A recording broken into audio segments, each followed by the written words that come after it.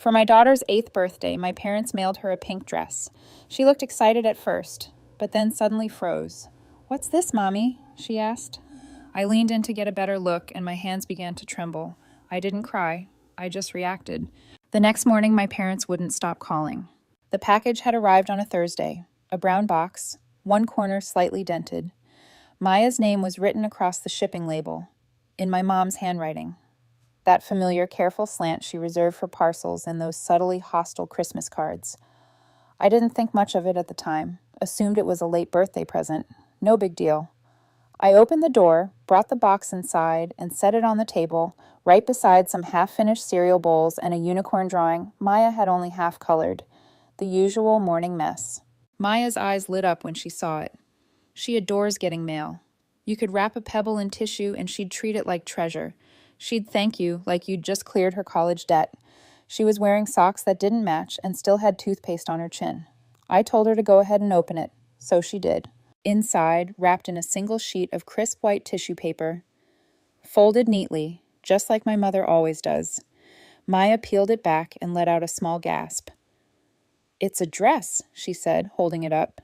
It was pink, soft, with tiny embroidered stars scattered near the hem, the kind of thing you'd wear to a storybook-themed brunch, or maybe a third-grade piano recital. Definitely not my style, but Maya looked like it was the most magical thing she'd ever laid eyes on.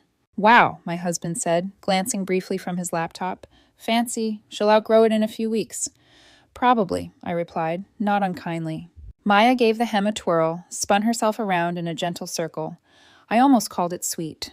And then she stopped. Not slowly, not with any drama. She just froze. She stared at the front of the dress as if it had spoken out loud. Her brows furrowed. "Mommy," she said, "what is this?" I stood and crossed the room. She turned the dress so I could see the front. And that was the moment. That exact second. Everything inside me started to shake loose. There it was. Tiny white thread, embroidered in cursive, positioned just above the chest. Little Emily. My hands began to tremble before I even processed what I was seeing. "What's wrong?" Maya asked. Her voice was small, uncertain. My husband walked over and squinted at the stitching. "That's weird.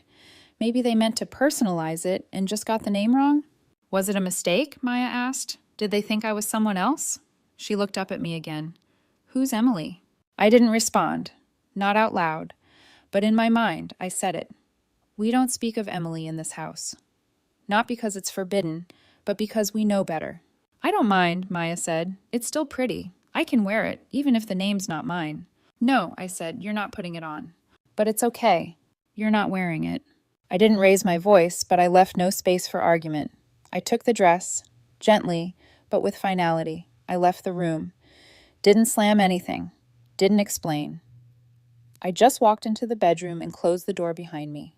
I sat on the edge of the bed, still holding the dress. My hand shook so badly the fabric trembled in my grip. It wasn't the same dress, but it might as well have been. Same shade of pink, same rounded collar, same scattered star embroidery. They hadn't saved the original. They had a new one made, and then stitched her name on it. As if that were some kind of kindness. As if that made sense. My breathing got shallow. You know that feeling? Like your lungs aren't big enough for the air you're trying to take in. I kept it on my lap like I was waiting for it to say something else. Outside the door, nothing. Silence. Maya didn't follow me. She's learned when to give me space. I hate that she's already figured that out at her age. I stared at that name. And this is the part where I'm supposed to explain. Why it mattered. Why it wrecked me. Why I sat in a room holding a brand new pink dress like it was a live grenade, but I won't explain not yet because you'd think I was overreacting. You'd think it's just a name. It's just embroidery. It's just a dress. You'd be wrong. That name changed everything. That dress, that was the line after this. Nothing would be the same, not between me and my parents. Emily is my sister. But that's just the start of it, before Maya ever saw that dress. I'd seen it before, not exactly, but close enough that my hands remembered the shape before my mind did. There was a moment, a room, a celebration, and a dress almost exactly like this one. That's where it started. It wasn't just the name that was the first thing I noticed. Sure, the cursive white embroidery, stitched across the front of the dress like a label on something factory sealed. Little Emily. But it wasn't just the name, it was everything else. The fabric, the color, the length, the stars. I hadn't seen that dress in 20 years, but somehow my body remembered it before my brain did. Like the air shifted, like it carried something old. They hadn't bought this off a rack. They hadn't stumbled on it by chance. They had it made custom carefully, like a memory they wanted to wear again. I sat with it for a long time, not crying, not speaking, just sitting. And at some point, quietly, I thought this wasn't for Maya, it was for them. Because this wasn't the first time they gave a pink dress to a little girl in the family and acted like it meant something. It was my birthday. I was turning 6. We had company over, aunts, cousins, neighbors who weren't really friends but showed up anyway. Because my mother had a gift for guilt invitations, but no one said happy birthday to me because Emily had just gotten into a dance group, a youth program with a name like Star Steps or Sparkle Academy, something sparkly and big. The celebration wasn't for me, not really. Emily came out in her pink, dress the original one, spinning. Like she'd been born with stage lights in her eyes. Everyone clapped. Someone took a photo. My mother beamed like she'd won an award. I stood at the edge of the room, holding a juice box. At one point, I walked up to her, my mom, and said quietly, "It's my birthday." She didn't look at me when she said it. "Don't make this about you." I remember walking back to the couch and sitting down. I remember thinking, oh, it wasn't the first time Emily outshined me. It was just the first time I realized I would never catch up. She was 2 years older, but the space between us felt endless. She had the kind of charm that made teachers lean in and listen. She could walk into a room and come out with everyone's admiration stuffed into her back pocket. She wasn't cruel, not exactly. She just absorbed all the light, and the rest of us got used to squinting. I used to mimic her handwriting, her posture, even her laugh. I believed there had to be a formula, and if I could just decode it, maybe I'd finally receive the same warmth she did. But no matter how much I practiced, I never figured out how to become her. Years went by. We got older. Emily drifted from job to job, city to city, relationship to relationship. She always lingered just long enough to draw admiration, but never stayed long enough to settle down. She didn't vanish. She simply moved too quickly for the rest of us to keep up. Then she made an announcement. She was launching a brand, not just a store, a brand. It was going to be trendy, sustainable, high impact, low waste. She had the lingo down so perfectly that I almost believed she understood it all. She showed us a website, mock-ups of handmade clothing, professionally staged sample photos. She said she had partnerships lined up, said there were already buyers waiting. She claimed all she needed was funding to expand production. It wasn't a gift, she made that very clear. It was an investment. She guaranteed full repayment within a year, maybe even triple the return, depending on how fast the second collection took off. At first, the requests were modest, a couple hundred here, 1,000 there. She made sure never to ask for too much at once. She sent us updates, screenshots, invoices, even what looked like messages from interested buyers. Then came larger requests. She said a boutique in Los Angeles had placed a big order, and she needed money up front to cover manufacturing. Next, she mentioned a showroom in New York. Then an influencer supposedly asked for exclusive rights. We believed her. My parents gave what they could afford. I gave more than I should have. Because she wasn't just my sister. She was the star. And when she glowed, the rest of us got to bask in a bit of that light too. Until the day she stopped answering. First came delays, then ignored calls, then vague messages saying she was overwhelmed and just needed a little more time. And then silence. And with her silence, the money disappeared too. At first, we feared something terrible had happened. Some accident, some crisis, but nothing ever surfaced. What did arrive was a brief letter. Flat, emotionless. She said she had moved abroad, that she needed distance and time. She hoped we'd understand. No apology, just that. And gradually, painfully, we pieced together the truth. There was no business, no production line, no suppliers, no purchase orders. Only a website, and behind it nothing. She had taken every dollar we gave her and spent it, not on fabric or marketing or logistics, but on herself. Travel, hotels, gifts, and who knows what else. She took everything and then vanished. The damage went beyond just the financial. it became legal. I started receiving calls about accounts I had never opened, credit lines I'd never used. She had taken out loans in my name, opened credit cards. Small balances at first, then more, each time growing. Always staying just ahead. The police called it a civil dispute. The bank said it was my word and my word against hers. The debt sat there, accruing interest, dragging me down. My parents were shattered. They said it again and again. We're broken, as if saying it often enough might somehow make me forget what they'd done. But they were the ones who gave her the matches, and I helped strike them. I stepped in, took on extra shifts, helped with their mortgage, covered their late bills, one after another, until my hands trembled each time the month came to an end. And through it all, I truly believed we were in this together. I thought we had all learned the same hard lesson until the comments started. Maya looks just like Emily did at that age. She has her spark. Maybe she'll dance to it first. I thought it was nostalgia. Then the gifts came, the books, the outfits, the soft push toward old familiar shapes, and then came the dress and everything that followed. I didn't react the way I thought I might. No, yelling no, sharp breath, just a stillness that settled in my spine and wouldn't leave. I picked up my phone instead. Still sitting on the edge of the bed, dressed beside me like a sleeping ghost. I opened my banking app, then another, each one blinking open like a polite assistant asking what I needed. I canceled the grocery card reloads. I canceled the monthly transfers I canceled. The half payment I'd been making toward their mortgage, gone. It was quiet, mechanical, almost soothing, like deleting old voicemails. I didn't even pause to second guess it. My body was operating on something older than thought. I left the apps open a few moments longer than necessary just to remind myself it was finally over. Then I stood up, folded the dress, laid it carefully on the desk in the corner, and went to bed the next morning. I woke up before the sun. Maya was still asleep. My husband was up making coffee, bleary-eyed, but already in his work shirt. You sure? He asked when he saw me holding the dress. I nodded. I won't be long. Can you get her ready for school? Of course, he didn't ask anything else. I folded the dress again, this time into a plain brown paper bag, added a handwritten note, 3 short sentences, each one heavier than it looked. You lost one daughter. I'm the one who stayed. You just never noticed. Don't contact me again. I'm not covering your debts anymore if you want someone to bail you out, asked Emily. The drive was quiet, not long, but long enough for me to second guess it. I didn't. Their house looked exactly the same, which felt like a joke. I wasn't in. On same overgrown rosemary bush, out front. Same cracked flower pot, same dent in the garage door. From the year Dad tried to back out too fast, on New Year's Eve.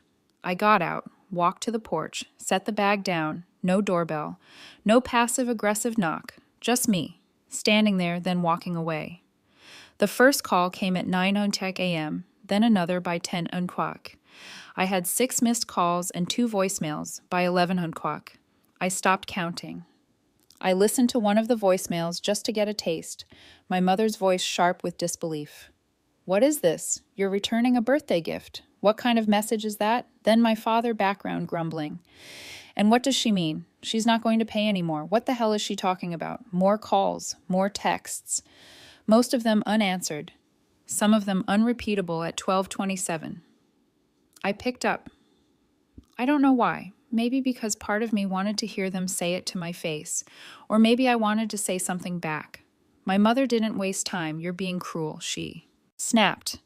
You're doing this to punish us for something that wasn't even our fault. Really, she fooled all of us. And yet you keep asking me to pay for it. She's your sister. She was your favorite. Don't be petty. That one almost made me laugh. Almost we lost her. My mother said quieter now. You know that we lost a daughter. You didn't lose her. She stole everything you gave her and ran. So now you're going to take Maya from us too. I sat with that, let it echo a bit. You don't want Maya, I said. You want Emily, you're just trying to find her and someone else. That's not fair. No, I said, what's not fair is that I was the one who stayed. I was the one who cleaned up after her. I worked 2 jobs, I sent you money every month, and none of it was ever enough. Was it? That's not true, then. Name one time you looked at me and didn't see a disappointment. It's silence exactly. You're being dramatic. I'm being done. I hung up, then I blocked the number. I deleted all the calendar reminders. Rent, help, grocery. Card transfer for water. Bill, I opened a blank spreadsheet, named it Things That Are Mine. There wasn't much in it yet, but for once it was clean. It wasn't peace, but it was mine. I thought it was over, that the worst had already happened. I was wrong. I thought the dress was the turning point. The phone calls, the blocked numbers, the canceled payments. I thought that was it. The fire burned through, damage contained, but there was more coming. The kind of more that doesn't show up until you think it's safe to sit down, the kind that creeps in sideways and makes you realize the floor you were standing on wasn't actually solid. At first it was noise, cousins, aunts, people who hadn't spoken to me in years, suddenly finding their voice. You really cut your parents off over a dress. You need to talk to someone. This isn't normal. They're your family. The texts rolled in with the same rhythm. Some polite, some self-righteous, some pretending to care. One even added a praying hands emoji, which honestly felt worse than if they'd just called me names. I ignored them all, and then came the call. I never expected. Unknown number. Late afternoon. I was folding laundry and thinking about nothing, which was rare and nice. I almost didn't answer, but I did. Hey, I froze. I hadn't heard that voice in 5 years, but my body remembered it immediately. Emily. I heard you cut them off, she said. No small talk. No apology. Just that they told you that, yeah, I've been talking to them there. It was the part. They never said the part. I hadn't even thought to ask about you've been talking to them this whole time, pretty much. Where have you been? She hesitated. Around, I repeated. You vanished. Do you know what that was like? You didn't call. You didn't message. We didn't know if you were even alive. I needed space. You needed money. Silence. I sat down slowly. Socks still in my hands. I wasn't even folding anymore, just holding them like they'd keep me grounded. You stole from us. I didn't did you told us it was an investment you promised returns. You had fake clients, fake invoices, fake everything. And you took everything we gave you. I didn't mean you wrecked my credit. You opened accounts in my name. Do you know what that did to me? I had to work 2 jobs. I couldn't qualify for a mortgage. I had to put everything I wanted on hold so I could pay off what you did. She breathed in sharply, but said nothing. You ruined us, I said low and flat, and then you disappeared. I didn't know what else to do. Try starting with. Sorry, they need you, she said suddenly. Deflecting, like she always did. They're getting older. Things aren't easy, so why don't you help them? Another pause. It's complicated. I can't right now. Things have been tight. You were always the stable one was. You have a job, a home, a family. You're good at this. I stared at the floor. My hands had gone still in my lap. I could hear her breathing on the other end. Controlled, soft, practiced, they. Don't say it, but they appreciate what you've done, she said. I just thought you should know. They're struggling. I already know. Then why cut them off? Because I'm tired. Everyone gets tired, she said. And for a second I thought she might actually sound human. But that doesn't mean you give up. No, I said. But it means I finally start choosing myself, something you've always been great at. She didn't respond. Then, if you want to throw everything away because you're angry, that's on you. And just like that, she hung up. I stared at the phone for a long while. A part of me had still hoped it would be different, even now, even after everything. But she hadn't called to reconnect. She'd called to push a button that used to work. And when it didn't, she simply hung up. Just like she always did, whenever things became too difficult. The next morning, there was a knock on the door. It was early. I was in the middle of making coffee. Maya was upstairs, getting dressed. My husband opened the door before I had the chance to stop him. And there they were, my parents. My mother held a cake box in both hands. My father stood behind her, like a statue burdened with financial issues. We just want to talk, she said. We're not here to argue. I didn't invite them inside, didn't even take a step forward. I stood still in the kitchen, arms crossed, coffee mid-pour. You've been talking to Emily, I said. They didn't deny it. We have, my mother replied, for some time now. How long? Since the first year she left. So, all this time she needed help, and you needed money, which I gave you, and you used my money to help her. It wasn't like that. No, it was exactly like that. Then my father spoke for the first time. She's in trouble, he said. Serious trouble. She's afraid. She's always afraid, I shot back. She made mistakes. She's your sister. And I'm your daughter. They didn't reply. I was the one who stayed. I was the one who helped. And you let me believe I was helping you, when all along I was helping her.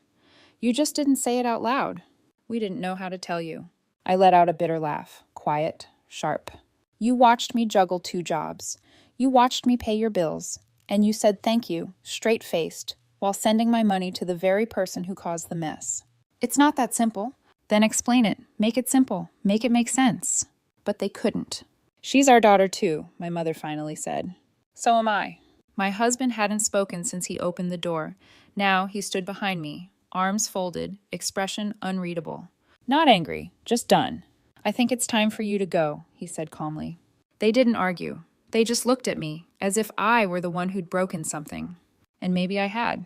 It's been over a year since that morning. I haven't heard a word from them. No calls, no texts, nothing from their side, and nothing from mine. I heard through someone, a second cousin maybe, or one of those distant family acquaintances, who still think group emails count as personality, that Emily came back. Apparently things abroad didn't pan out. When the money dried up, so did the stability. She's living with my parents again. I suppose that adds up. She always knew where to fall. They're selling the house now. Too much upkeep, too many expenses. It's not the first time she's left them drained, but it might be the first time they've realized it. I didn't ask where they're going. I don't want to know. Maya doesn't bring them up anymore. She used to. Small things, like whether Grandma would come to her next recital. But eventually, the questions faded. Children understand more than we think. Now it's just us, the 3 of us. Sunday mornings mean pancakes. Maya blasts music while brushing her teeth. My husband fixed that cabinet hinge I ignored for years. And I sleep now. Really sleep. The kind where you wake up and feel like you're somewhere safe. No pink dress in the closet, no silent comparisons in the air. Just Maya being Maya. Just me, finally something other than the one who stayed. Was it too much? Was it not enough? Leave a comment below. And don't forget to subscribe.